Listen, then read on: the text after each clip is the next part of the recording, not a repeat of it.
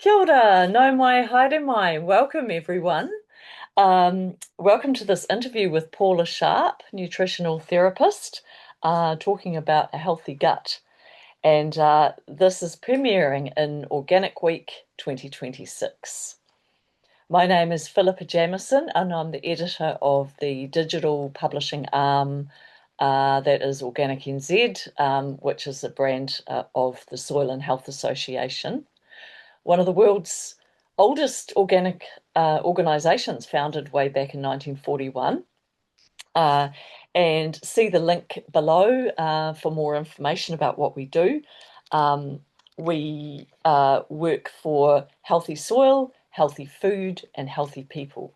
Oranga nuku, oranga kai, oranga tangata. We thank all our members and supporters and donors for all your support for our work, and we'd love to have more members and donors. So again, please see the links below. And today with me we have, as I said, Paula Sharp, nutritional therapist, and also one of our regular writers for our Organic NZ website and newsletter. So Paula writes regularly on nutrition, picking a different food or fruit, vegetable every month, and some growing tips, some recipes, and of course, nutrition. So, very great to have you here with us, Paula. Paula's going to talk about digestive health and how to feed your gut microbiome for optimal well-being. So, over to you, Paula. Hi, Philippa. Thanks for that introduction. It's always a pleasure to see you and to work with the magazine and Soil and Health. So after that introduction, a little about me. I currently live in Whakatane in New Zealand. However, I lived for a long time abroad, and particularly in the UK, where I studied to be a naturopathic nutritional therapist. The thing is never the thing is one of my mottos. So the reason I found nutrition as a part of our health and well-being was my personal journey on trying to get pregnant. It was all about hormones and fertility. 20 more years on, I have two beautiful biological children and two beautiful stepchildren, and I am living and breathing women's health in particular. And nutrition and mindset is being a part of the core, the absolute fundamentals on well-being and having this healthy life where we can fulfill our potential. So, but gut health, why is this so important? So one of my main remembering moments of my studies is that a lecturer saying all disease starts in the gut, which also means that all wellness starts in the gut. And I think this is something that we don't think about. We don't even really focus on at all until things go wrong. So, we take health for granted. We do not take health as our personal responsibility until things are not very well with us. So this is one of my premises, my pillars that when I work with different people, and I work with many people, men and women and all ages, but I love working with women because, of course, I find that women are a real anchor for their families and their communities. And women are the first educators of children and they feed their children. So therefore we have this expansion of knowledge that goes out. So it depends on where mum is as to how her family is coping and managing. So, which is why my focus is generally here. But if we're talking gut, let's kind of pull it back into what is this? And many people, what they do is they'll go, oh, I've got a stomach ache, I've got a stomach ache. And yet they actually, when you ask them where that ache is, they put their hands on their abdomen. So I just want to share a brief slide with you of what we're talking about. Now, this is useful. So one moment, let me bring up my share screen. And let's Yes, I play. know what you mean about the stomach is actually higher than a lot of people think. Oh, absolutely. Absolutely. So here you can see, I always describe the digestive tract as mouth to anus. So literally this is a long tube that starts with your lips and then goes all the way down to your bottom. And you can see this in the diagram that I've used here. Now, what I really want you to do is if you're watching this, put your right hand under your right rib. So this is a bit of an orientation practice. So that is where your liver is. So that is a very, very big organ. So now if you look at the picture that we've got here, under that, so just under your tummy button is your small intestine, and then the green part of this picture is your colon or your large intestine. So really, when we're talking about a tummy ache, that is where our tummy is. Our stomach is much higher. Our stomach, can you see? Our stomach is kind of so if you've got your liver under your right rib, if you take your left hand and you make a ball out of it and you kind of tuck it in, that's where your stomach is. So it's not really that lower part, which is what we've all been educated to think. So here's a little bit of knowledge, just so we're all on the same page. This mouth to anus, this one big tube is around about 9 meters long, which is a bit crackers when you see how big a body is. You know, how do we fit 9 meters of this inside of us? This is how. And a majority of the space is taken up in our small intestine, which is this wiggly wobbly kind of zigzaggy part, and then our large intestine. And they really, we divide all of this up into these three places or these three spaces. We do your upper digestive tract, your lower digestive tract, and then all of these other, the little, accessories, almost like your handbag items. So, the mouth right down to the duodenum, which is the start of your intestinal tract. That's your upper. Your lower is more in that abdominal cavity. And then your accessories, which is like your tongue and your salivary glands and all the way down to your gallbladder. So it's quite fascinating when we go to this. So this is the understanding of what it is. But now I want you to just focus down onto the green or the colon of this picture. Because what I want to speak about today is the microbiome. Now, our body has many different varieties of microbiome. So in all of our gooey bits, like our nose and our ears and our vagina and urethra, we have like a microbiome. But the one we're specifically talking about today is in the gut. And when we talk about the gut, it's predominantly in our large intestine. So that's where our focus is today. And so that's what I really want to get into the nitty gritty of it and why it's important. And most people don't even know they have it. They're not even really sure what that is. So what is it? Let's just move quickly to my next slide and then you'll see what I'm talking about. So hold that picture of the green colon there. This is what the microbiome is. So on the left, this is literally what your microbiome looks like. So it is a whole lot of bacteria and fungi and viruses, and it's this really amazing ecosystem that we hold very closely and carefully in that colon. For me, because I'm a visual person, I really love to think of it like this wild garden or this jungle or something quite Amazonian and extraordinary. So that's why I've got this other picture, because I think you can see and we can all relate to a well-balanced ecosystem or garden. So what we really need to do is we need to keep our microbiome balanced. Mm. And we can do that really easily. So a couple of fun facts on that microbiome. The weight of that is around 2 kilos. For That an adult. is amazing. And so scientists now consider the microbiome as an organ. So it literally has been given this the name of an extra organ. So there are 1 trillion microorganisms that live in there. So they're so small and so tiny that we can carry 1 trillion of them, of which to date, there are about 5,000 identified species. So that's how wild it is. But also, no person has the same microbiome. So it's almost like your fingerprint. Like nobody has the same fingerprint. Nobody has an identical microbiome.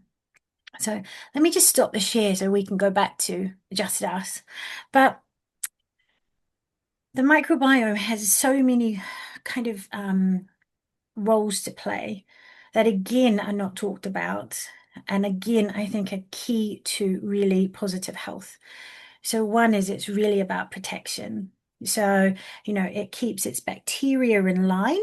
It makes sure, well, it works hard to encourage balanced bacteria.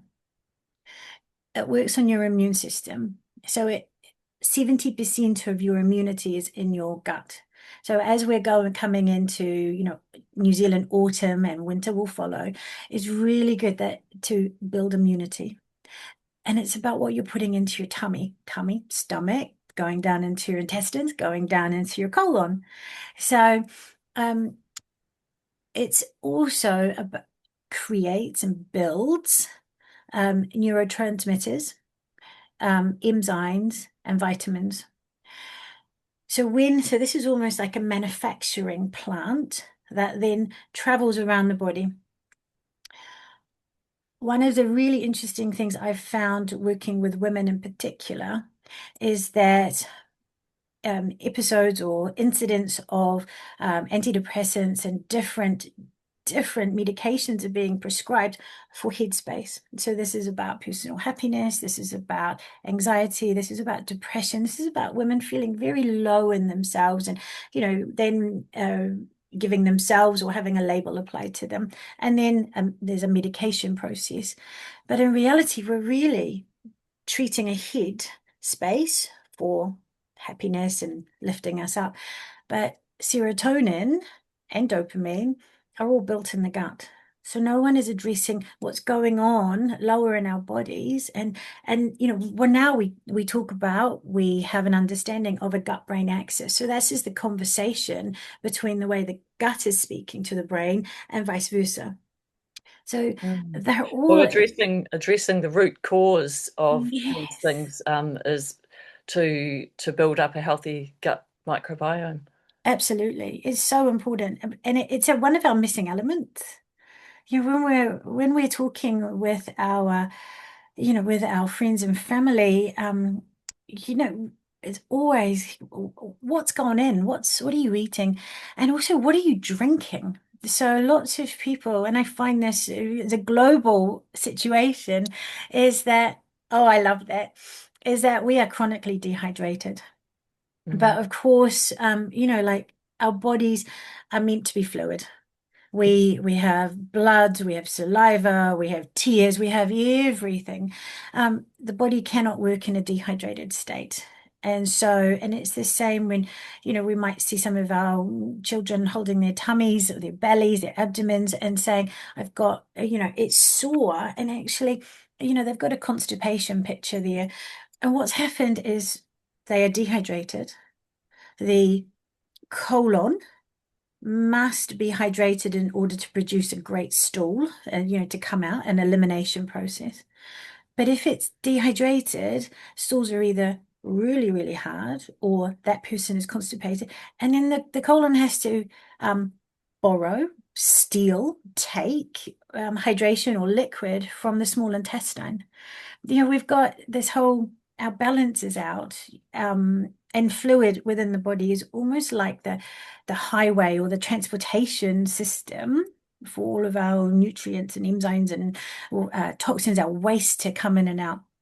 It's a brilliant system, and yet we regularly undernourish and underhydrate this this body. And so one of my markers for dehydration is it will show up in the skin, but you can see it in lips.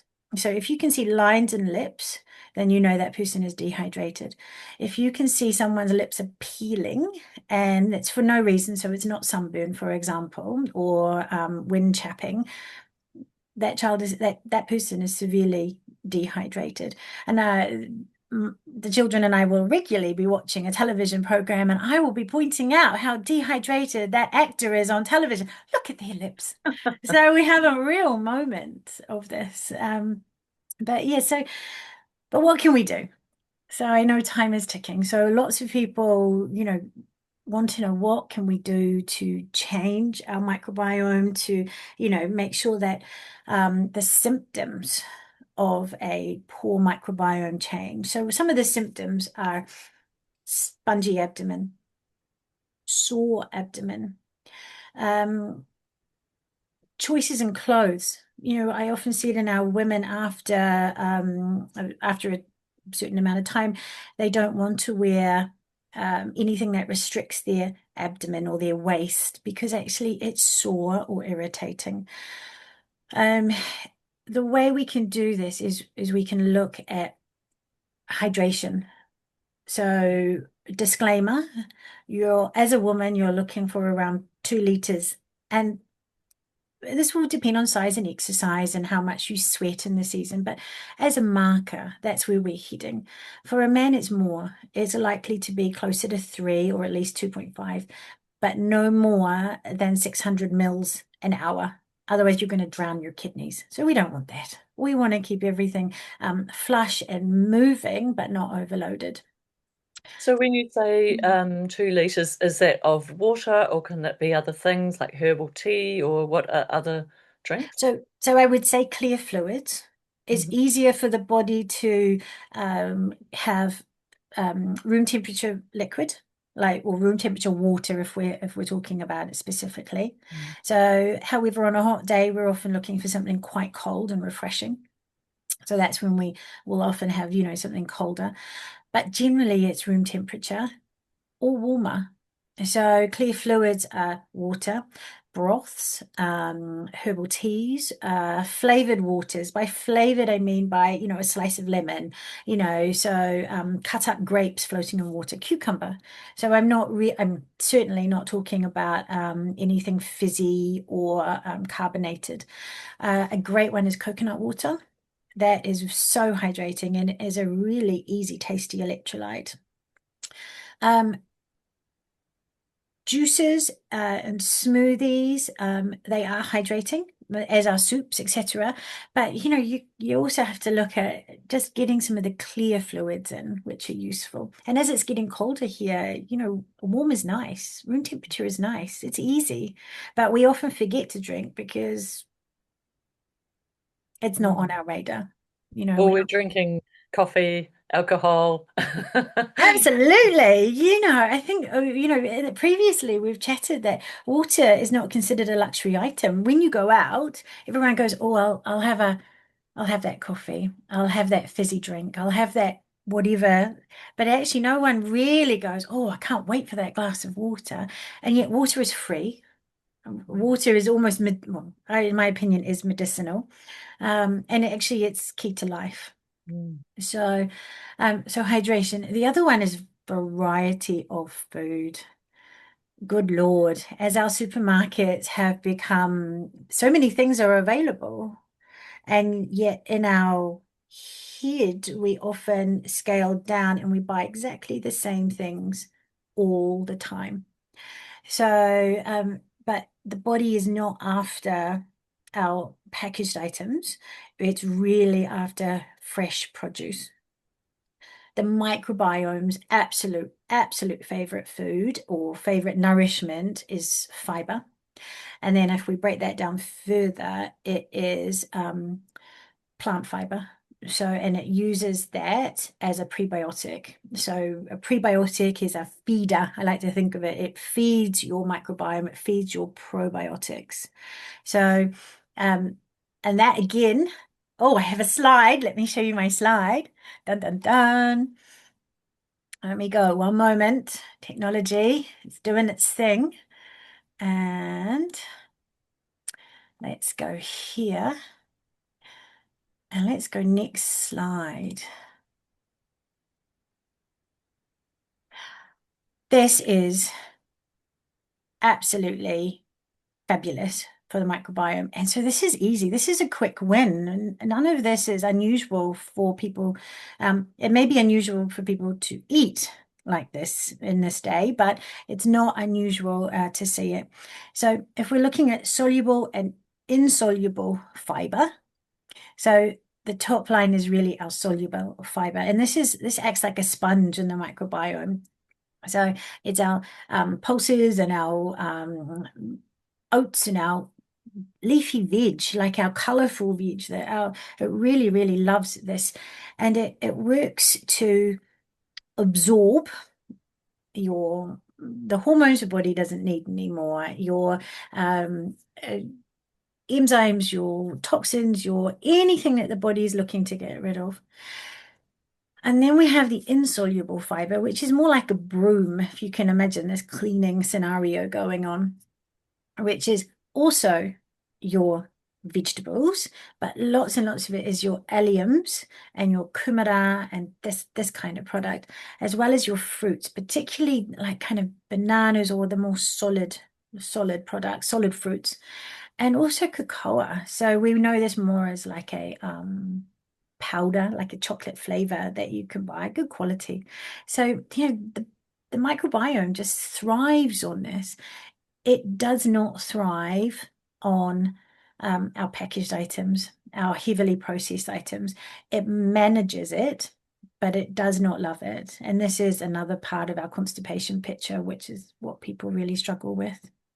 So, Well, hmm, I'm just wondering about because we are so focused on organics, of and trying to avoid pesticide residues and course. harmful other substances that may be in accumulation Mm. foods.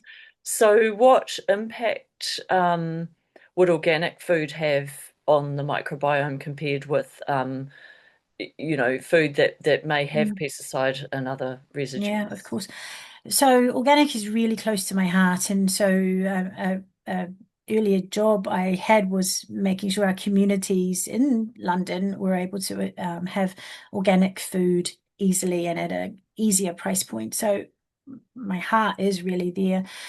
There is no doubt when you eat organic or spray free or anything which has just got less of a toxic load that the body doesn't have to work so hard. Mm. The body will, if the body cannot eliminate toxins, it will store it. And it stores it beautifully in women, in our soft tissue, which is usually from, kind of boobs to bum. So women will know that this is where, it just doesn't budge sometimes. And this is about usually that soft tissue is holding quite a toxic load. It will also hold it in our joints, sadly, because, that will mean that we feel sore, but we can live our life. So, Mm. but if you can have a healthy microbiome and healthy routes of elimination, then we can get rid of it. I really everything that goes in, the body will use it and process it because we have to. And no, that's the air we breathe, right down to the food we eat. So organic is really uh, useful, but I'm also mindful that there is a price point that some people just can't meet. So my Mm. top tip on making decisions between buying organic or not is if you're working with a quite a strict budget, look at what you and your family eat the most of and then choose that as your organic product. For some families, it will be oats. So I would say buy organic oats. But for some people, it's apples or potatoes. And so I would really recommend that that's where they look to spend their money. But of course, there are ways of managing this to buy at local markets, farmers markets, Sunday markets from local growers, which is also seasonal to grow at home. So at least you know what's in your produce, whether you're growing, a small patch of silver beet or tomato plant. The other one is to wash your produce when you buy it. So if you're buying it from a supermarket and you're not sure on what the load is or would rather be safe than sorry, there's always the baking soda trick, which is Easy, easy. It's 1 teaspoon, approximately 1 teaspoon of baking soda, right, to 2 cups of water. And then you wash your product, or you let it soak for around about 10 minutes or so. And then you give it a very good rinse and let it dry before putting it into your fridge. There are different ways of managing it. So that Mm. could reduce what might be on the surface. It Yeah. does. Yeah, it does. And then, of Yeah. course, our Oh, that's a good harder tip. products, the oranges, a lot of the pesticides will sit in that hard skin and we peel it. Oh. So this is great. Mm.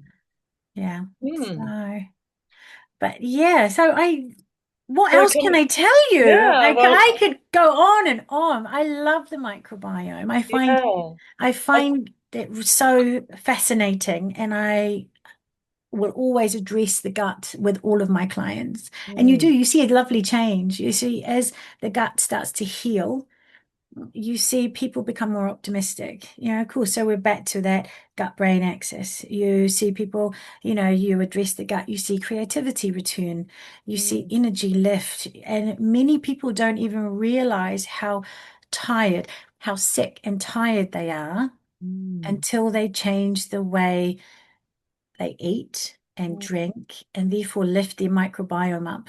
So the body just wants to live, it wants to survive. But in fact, as humans, we want to thrive. We don't want to just get Yeah. through a day. So So, I guess just summarizing what you've talked about so mm, far, and I think we might have to get you back again, Paula, because there's so much to talk about. So hydration is a really key factor to make sure you're yeah, drinking for women 2 liters of clear yep, fluids a day, and for men it's a bit more generally. And then the variety, I think that's what came across to me is the yep, variety, because those two slides of I remember the jungle slide and yeah, all the things in the your gut microbiome, all the different microorganisms, and then comparing that with your slides of all the food is actually the same sort of thing, this sort of jungle of food and all the yes. colors and variety. So the variety is really important, And isn't I think here, Philippa, what I want to say is it's not quantity, it's variety. Because it? we are very, as New Zealanders, traditionally will sit down to quite big meals. And actually, but they will look very similar meal after meal after meal.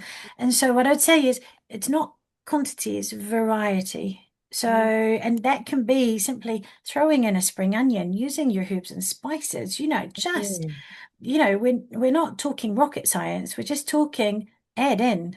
What else can we do? What yeah. could we do? A Oh. squeeze of garlic? I'm a big fan of edible weeds, so-called weeds. Yes. So, Yes. I'll go and pick some dandelion leaves or um, yeah, we've got rocket growing wild or yeah, whatever I can find, nasturtiums, and just yeah, chop them up and put them in the salad. Yeah. It's so fantastic. Oh, for another discussion, talking about the flavor of things, the way that because of course we now typically only respond to two flavors, which are sweet and salty, and the others have been left to go by the by. So when you spoke about nasturtiums, of course, it's peppery, it's bitter, but also so much color there. Very, Mm, very cool. yeah. Oh, that's great. Oh, Paula, I really appreciate all your expertise and enthusiasm for the subject, which of course we all eat. So, we yeah, we need to be mindful of what we're eating, Yeah, and yeah, for the sake of our health. So, I think, yeah, we will have to get you back, and maybe we've got we could have a series of topics. Um, Now, for those of you watching, I really recommend going to Paula's website and having a look. And she does have work with clients one-on-one on their own, improving their own nutrition. So yeah, have a look in the links below. Um, yeah, and so for now we'll wrap up, and I'd like to thank again everyone involved in the Soil and Health Association, and our members and supporters and donors. Without you, we couldn't continue our work. So we'd love for more members and donors. So again, see the links below. So thank you very much, everyone, and keep watching our YouTube channel for more of this kind of interview. Thank Thank you, you. Philippa. Thank you, Paula.